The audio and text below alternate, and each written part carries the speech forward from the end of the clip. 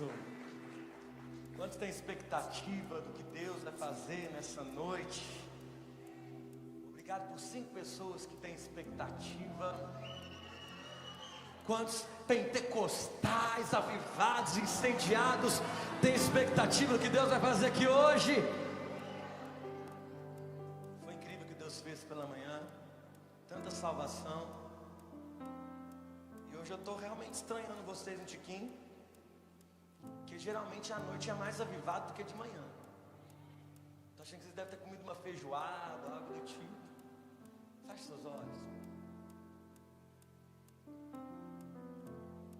Eu quero que você comece a exaltar o Senhor. Nós não queremos começar essa pregação sem primeiro sentir Ele nos tocar de uma forma diferente. Nós não queremos fazer por fazer. Fazer por fazer é robotismo. Nós queremos sentir. Nós queremos tocar Ele. Nós queremos falar com Ele. Mas mais do que isso, nós queremos ouvir o direcionar dEle. Nós queremos ser cheios do Espírito Santo nessa noite. O nível da tua entrega vai definir o que você vai receber aqui hoje. Espírito Santo, essa casa é tua. Essa igreja é tua. O nosso coração é teu. Fala conosco. Que haja graça, unção e ousadia em nome de Jesus. Amém e amém. Abre a tua Bíblia em Salmos 126, 3. Eu acho que a bateria desse microfone está acabando. Júnior, me ajuda aqui, por favor. Está cortando.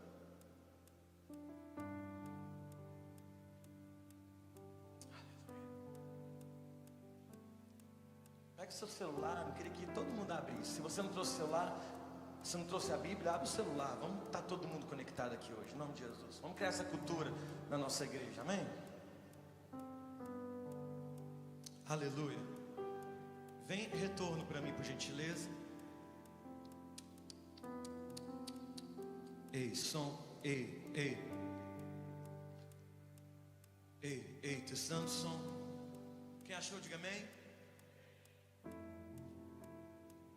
No 3 nós vamos ler juntos. Salmos 126, versículo 3. Que diz assim: 1, 2, 3.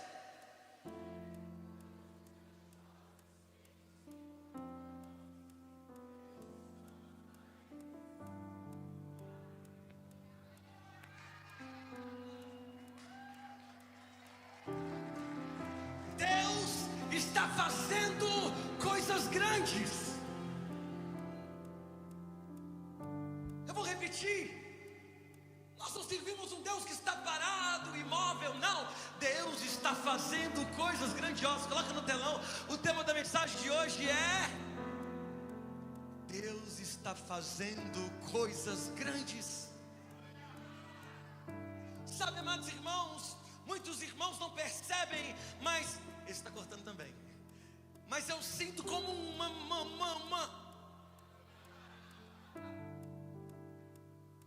uma virada de chave. Muitas vezes nós temos a tendência de superpotencializar o que o diabo está fazendo. Irmão, de fato o diabo não presta. De fato o diabo tem armado armadilhas. De fato o diabo nos odeia. Mas mais do que o diabo está fazendo, existe um Deus que está fazendo coisas grandes. Deus não está parado, Deus está fazendo. Você pode dizer para quem está do seu lado: Deus está fazendo. Irmãos, o que Deus está fazendo na nossa igreja é algo histórico como Lagoinha.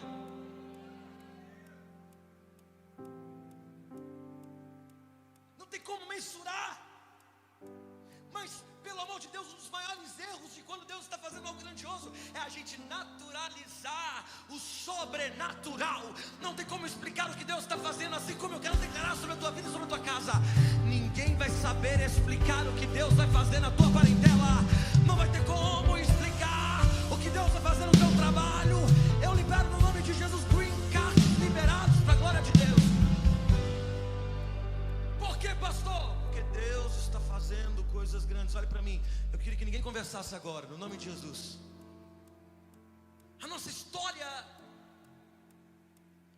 tem tudo a ver com isso. A história dessa casa é a prova viva de quando Deus quer fazer algo, Ele vai fazer. Mas existe uma regra para Deus fazer as coisas. A nossa vida precisa estar no controle de Cristo. Olhe para mim, irmão. Não importa onde começamos, importa é para onde Deus nos leva. Ele está fazendo. Essa mensagem hoje é importante para mim, porque ela é diferente. Ela é diferente. Ela tem a ver com a minha história.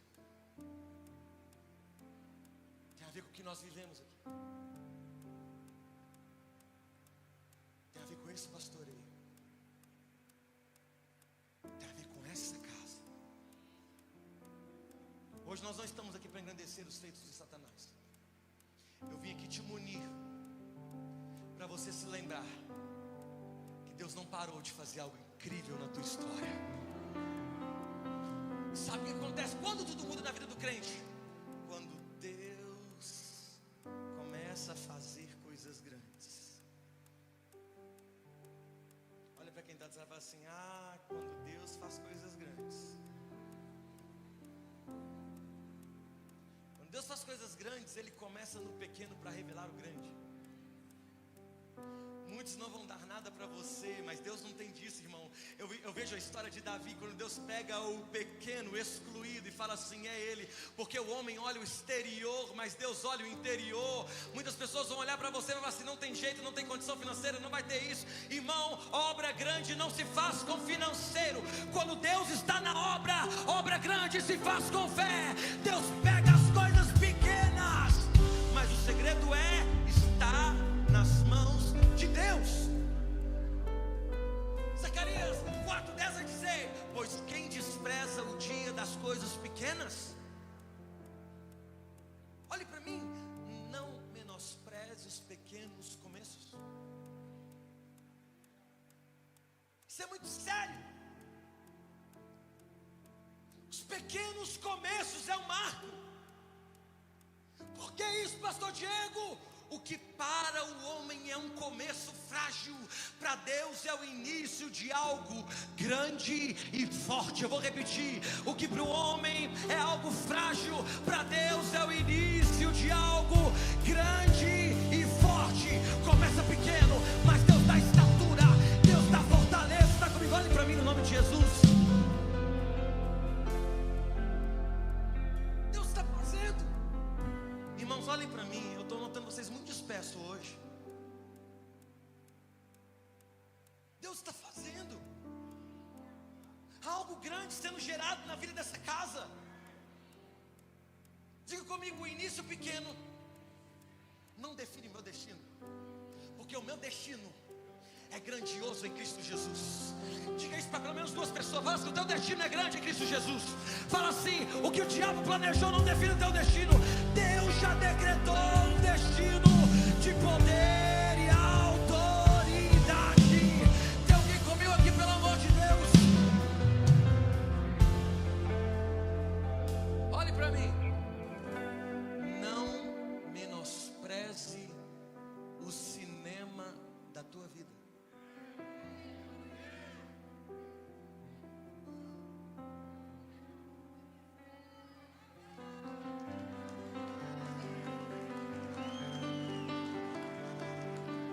Está lembrada, mais uma?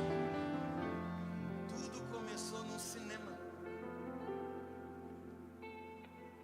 É por isso que nós não podemos também excluir os remanescentes, os homens de Deus que passaram por esse lugar.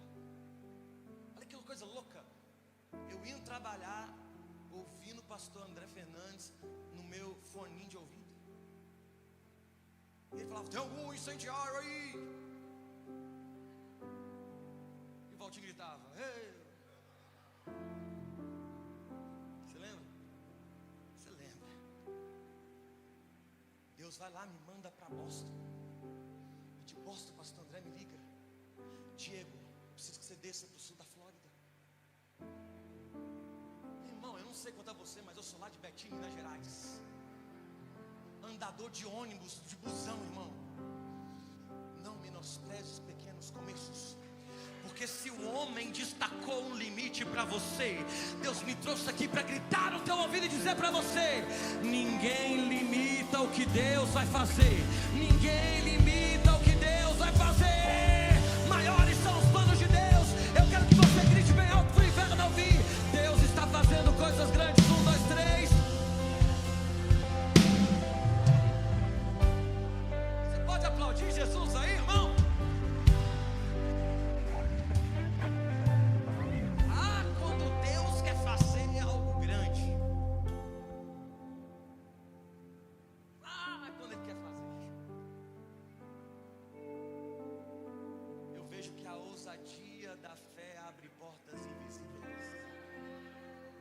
Não é só ter fé, é ser ousado.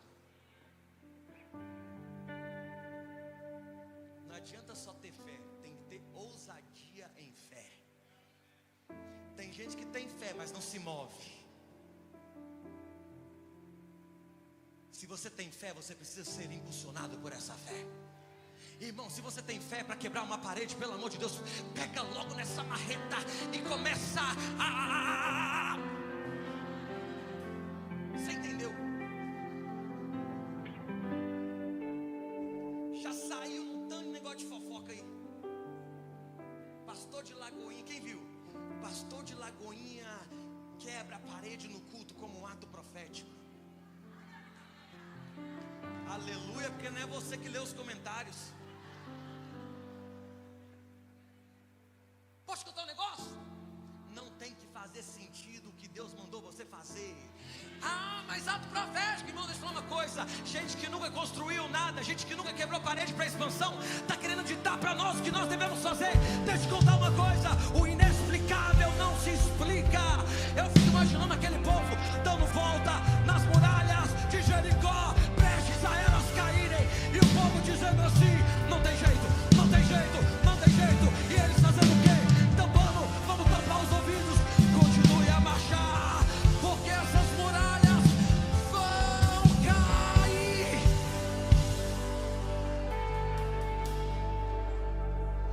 O povo da câmera está perdido comigo, porque agora tem um altar grande.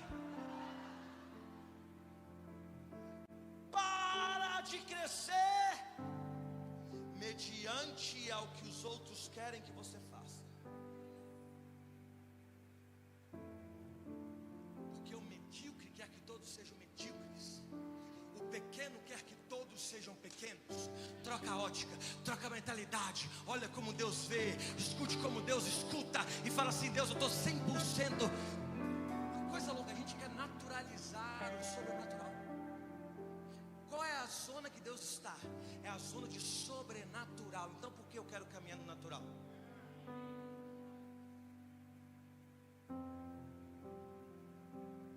Deus está dizendo para alguns aqui hoje: está tendo vento, está tendo onda, mas eu já liberei a palavra. Coming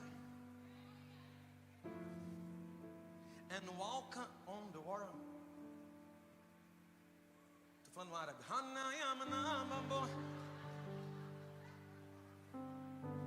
Como é que fala caminhar sobre as águas? Walk. Não entendi o que é. Você quer caminhar no português também. Walk on the water. Foi isso que eu falei. Pega o replay para você ver. Chegou o tempo de caminhar no sobrenatural. Não tem como, que Deus vai fazer na tua vida, conta matemática não vai fechar. Mas eu vejo Deus dizendo: o homem não vai parar o que eu já liberei sobre você. Eu vejo o sobrenatural de Deus descendo sobre a tua casa. Eu vejo o sobrenatural de Deus descendo sobre a tua família. Escute algo, no 3 você vai levantar a sua mão e vai dizer: Deus está fazendo algo grande. 1, 2, 3.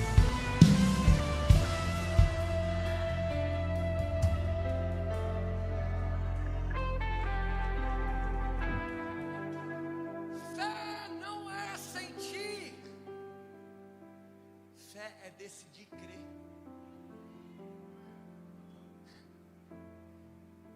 Deus, Deus nunca investe em acomodação, mas em ousadia. Deus sempre escolhe uns pedrão para caminhar do lado. Eu prefiro ter um ousado que eu tenho que diminuir ele do que um morto que eu tenho que ressuscitar. Os empresários entenderam o que eu falei. Eu prefiro pegar o cara que agita, calma aí meu filho, pelo amor de Deus, você vai cair desse andaime aí, do que pegar um cara que está assim, ousadia. Ninguém vai limitar o que Deus vai fazer na tua vida. Ninguém, não tem documentação que limita o que Deus vai fazer na tua vida. Vai sair do jeito que você menos esperava. Vai ter liberação. Deus vai abrir uma brecha na lei. Vai acontecer alguma coisa. Nós vimos o caso de um irmão da nossa igreja que semana passada foi preso pelo ICE aqui, nesse mesmo estado, e hoje foi liberado e está indo servir o exército.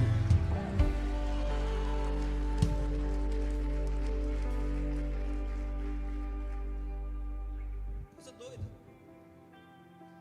Fala assim comigo, quando Deus quer fazer algo grande. Quando Deus quer fazer,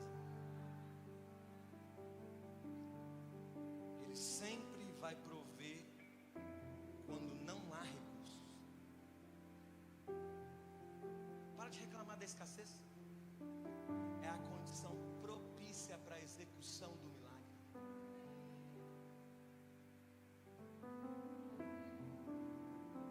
O teu posicionamento em tempos difíceis vai definir se você será aprovado ou reprovado.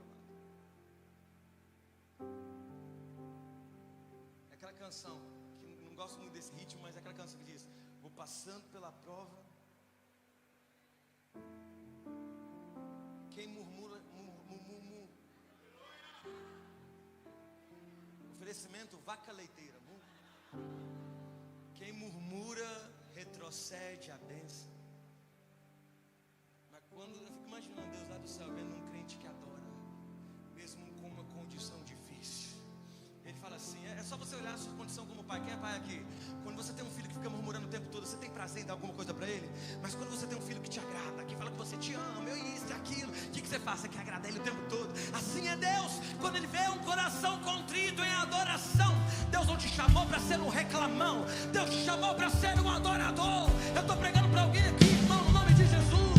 Sabe o que Deus está dizendo aqui no nome de Jesus? Eu vou prover aonde não há recurso. Deus pega uma situação de escassez e faz o quê? Transforma o luto em festa. Transforma a escassez em reabastecimento. Faz aquilo para quê? Para te dar propriedade, para ter base, para pregar para quem está passando pela mesma situação. E você vai olhar para ele e vai dizer: calma aí meu filho, eu já passei por isso. Eu sei como foi lá em 1992, eu fiquei com medo do meu green card não chegar. Mas um dia eu olhei na caixa de correio e estava lá o documento. Porque demora, mas não é demora na verdade. Deus não atrasa, Ele não entrega nada no tempo errado. Ele vai fazer no tempo certo. Para você está demorando, mas ninguém atrasa o relógio do céu. A vontade de Deus é boa, perfeita e agradável. Você pode aplaudir Jesus essa noite, pelo amor de Deus? Diga comigo: o céu não reconhece crise. No céu não tem crise. É por isso que quando nós estamos em crise terrena, a gente se apega a Cristo.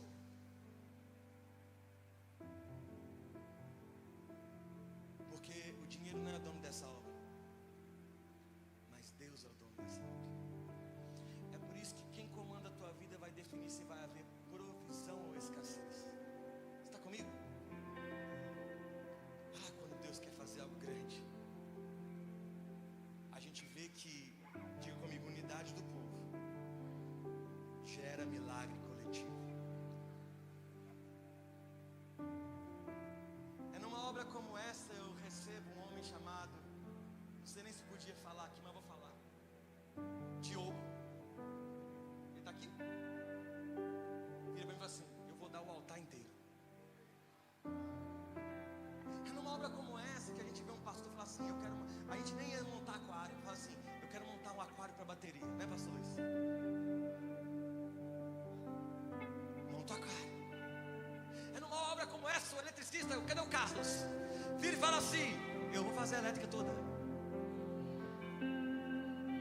É numa obra como essa que pega 2 general contracts, fala assim, eu estou por conta, eu vou abrir a obra com você e vou fechar todo dia até de madrugada. Levanta o Tio e o Gabriel comigo.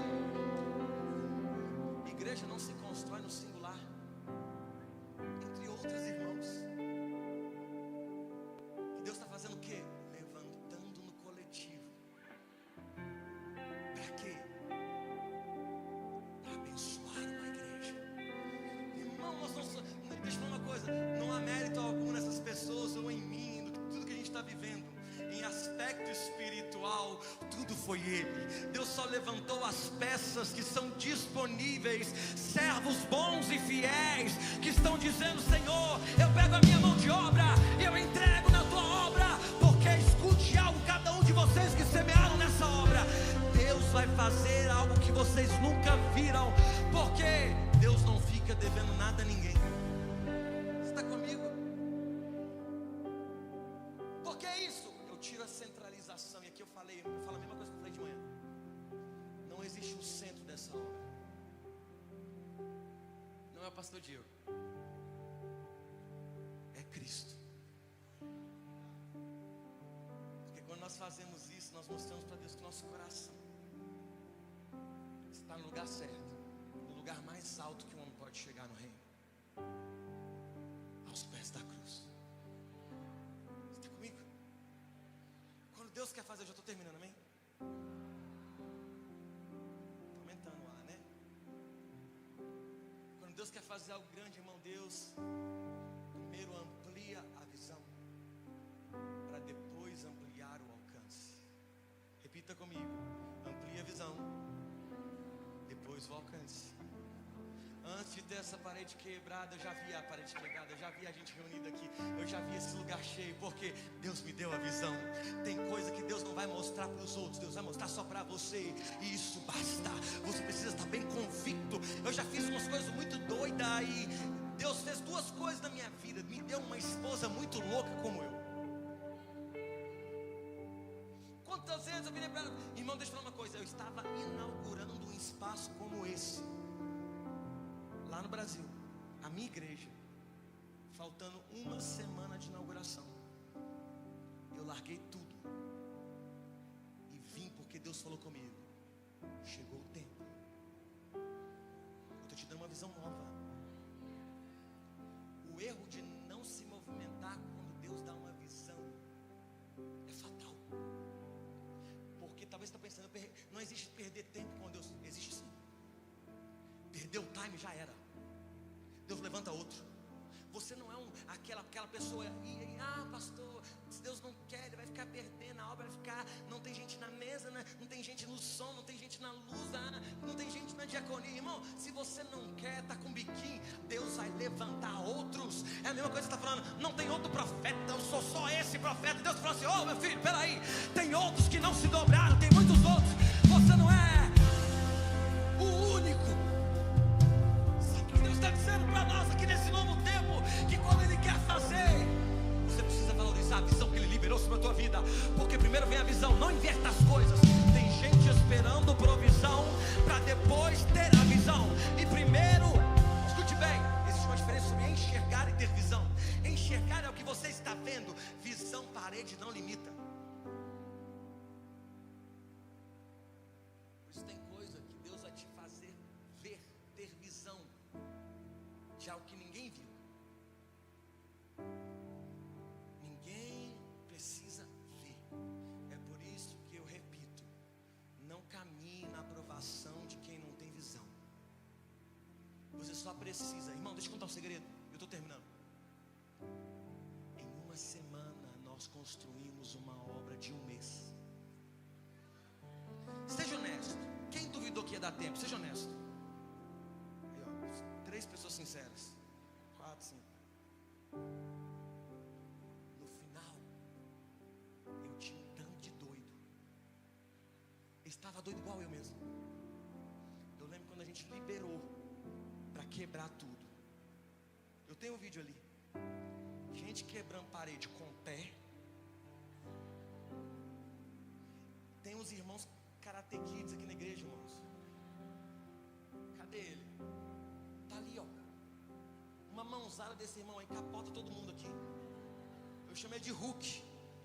O interessante é que quando ele quebrava com a mão, eu olhava pro lado, tava o Átila fazendo assim, ó.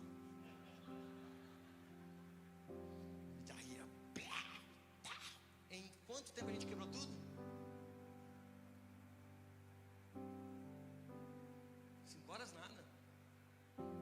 Em 3 horas já estava tudo no chão. Porque uma pessoa com visão move o coletivo de uma igreja. Você é quem? Você é quem constrói ou quem desmotiva a construção? Eu não sei quanto é você, mas eu sou quem constrói. Quando todo mundo está dizendo assim, não vai ter jeito, irmão. Se Deus disse para mim que tem jeito, eu vou na fé. Porque eu lembro de um Deus que levanta corvo para alimentar o povo que precisa comer. Eu sou de um Deus que manda colocar o cajado em frente ao mar vermelho, e o mar vermelho levanta e abre. Eu sou de um Deus que diz assim, olha, entra 3 numa fornalha ardente, mas vai sair 4, porque eu estarei lá também. Eu creio num Deus que faz coisas grandes. Eu termino aqui. Mentira, é o penúltimo. Quando Deus quer fazer algo grande, até aquilo que era para te matar vai se transformar em testemunho.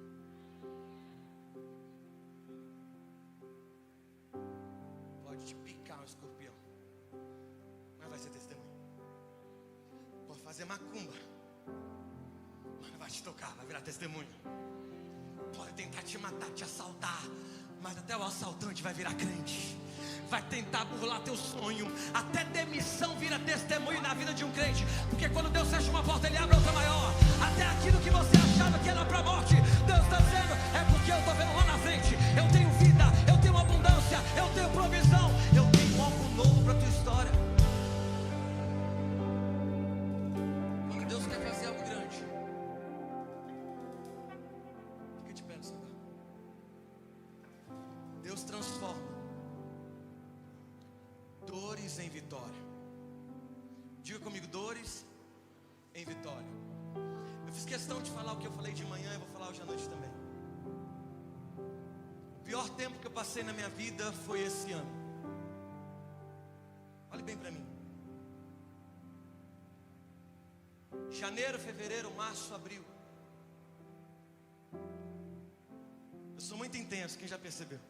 Eu cheguei na minha casa numa noite como essa, após um domingo como esse, e eu deitei na cama, e no outro dia eu não consegui levantar da cama. Eu falei assim com a minha esposa, eu peguei uma virose. Eu conversei com você, né, Sânia? Acho que eu peguei uma virose. Eu fiquei na cama segunda, terça, quarta, quinta, sexta, sábado, domingo.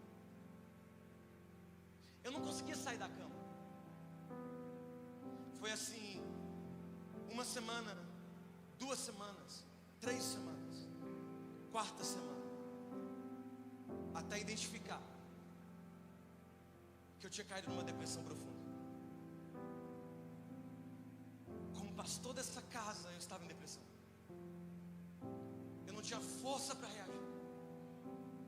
Eu procurei minha esposa, e no ápice dessa depressão, eu virei para ela e falei assim, amor, eu estou com depressão. Eu acordava de manhã e eu voltava a dormir, acordava meio-dia e eu voltava a dormir, de tarde eu voltava a dormir de novo, e eu acordava e eu começava a me recuperar às 8, 9 horas da noite, mas durava 2 horas aquela pitada de alegria. Porém, quando dava 1 da manhã eu voltava a dormir de novo. E eu sempre pensava no final de uma noite doída, que no outro dia eu iria acordar de novo. Ia ter sido um sonho aqui. Mas quando eu acordava no outro dia, ela estava lá. Foram 4 meses, os piores 4 meses da minha vida. Eu não queria mais vir pregar. Eu abri meu coração para o staff dessa casa. Eu chamei em uma reunião que a gente faz nas terças-feiras e falei com eles: olha, vocês lembram? Eu estou em depressão. Eu perdi 12 quilos. Eu não comia. E um dia eu fiz uma oração sincera para Deus. Eu falei com Deus assim: Deus, eu sou a pessoa mais alegre dessa terra. E eu sempre carregava essa frase na depressão. Eu não sei como eu caí nessa depressão. Como que eu vim parar aqui? E talvez você está aí escandalizado porque um pastor ficou depressivo. Grandes homens na Bíblia, homens de Deus, ficaram depressivos. Davi ficou depressivo. Elias foi para uma caverna e desejou a morte. Até ouvir Deus dizendo assim: você vai pregar assim. Você vai se levantar dessa cama mesmo sem querer, e você vai pregar para você mesmo. E eu me levantava e eu ia para aquela escola. Alguns irmãos percebiam e falavam assim: tem algo acontecendo com o pastor Diego, que ele está doente o tempo todo, ele não está bem, ele não conversa direito, ele está para baixo, ele está emagrecendo muito. E eu estava no pior momento da minha vida, um tempo de dor, até chegar no ápice, aonde já tinham vários meses que eu estava acamado, eu perdendo força, não queria almoçar. E eu virei para Deus e falei assim: Senhor, Tu sabes do meu coração. A verdade não é que eu perdi o gosto pela vida, mas eu quero me livrar dessa dor. Eu falei assim: eu vou pegar a arma, eu vou colocar na garganta, eu vou dar um tiro. Nesse momento, quando eu tinha decidido isso no meu coração, o Augusto abriu a porta. Meu filho de 3 anos de idade. Ele foi correndo. Quem conhece o Augusto sabe o quanto ele é crente. Uma criança cheia do Espírito Santo. Ele entrou correndo. Ele falou assim: papai. Me abraçou forte e falou assim: eu te amo. Mas o que foi mais forte não foi isso. Foi quando ele liberou e falou assim: Jesus está aqui.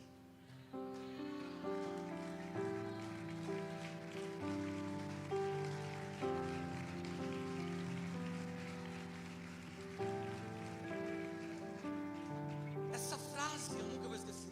Que essa frase foi a base para eu sair da caverna, de eu ter força para dizer assim: me ajuda. Chamei minha esposa e falei: eu preciso de ajuda. E a minha esposa virou para mim e falou: nós já passamos por coisas piores, e eu estou aqui segurando a sua mão. Nós vamos passar por essa também. Sabe o que aconteceu? Eu vivi pelos piores dias da minha vida. E hoje, alguns meses depois, eu estou aqui para te dizer que Deus me levantou da cinza. Deus me tirou dentre os mortos. Porque sempre quando Deus vai fazer algo grandioso, a gente passa por um tempo tenebroso, a gente passa por um tempo de crise. Essa mensagem é para você que talvez está em depressão. Irmão, isso é só anunciação de algo grandioso que Deus vai fazer. Sabe o que o diabo estava querendo dizer? Eu quero tirar aqui hoje alguns conceitos super espirituais dos fariseus hipócritas que tem por aí. Ninguém adoece só do pescoço para baixo. Hoje eu mudei. A minha mentalidade mudou. Minhas manhãs, eu abria a boca, com a boca cheia, para falar assim: eu fico na igreja de manhã até de noite, até de madrugada. E eu descobri algo. Eu estava morrendo por uma igreja que tem dono. Posso te dar uma notícia? Quem tinha que morrer pela igreja já morreu. Mas ao terceiro dia Ele ressuscitou. Ele ressuscitou. Eu comecei pelas partes da manhã a não fazer nada para a igreja de manhã. De manhã é o meu momento. De manhã é o momento que eu vou para a academia, cuidar do meu corpo, cuidar da minha saúde, cuidar da minha casa e cuidar da minha família. E talvez você está ouvindo e falou assim: o pastor não me falou nada, eu suspeitava, ele não me falou nada. Irmão, quando uma pessoa está em depressão profunda, eu descobri que eu estava em depressão profunda. O médico falou comigo que você está em depressão profunda e você caiu num burnout. O seu corpo apertou o botão de emergência, paralisando tudo. É por isso que você não consegue sair da cama. E quem entra em depressão não quer ter contato com ninguém. Meu telefone tocava, eu falava assim: não quero atender ninguém, não quero falar com ninguém. Mas melhor do que passar por esse tempo é lembrar da passagem bíblica que diz: deixando as coisas que para trás fica. Eu não sei quanto a você, mas eu estou restaurado e com vigor para viver o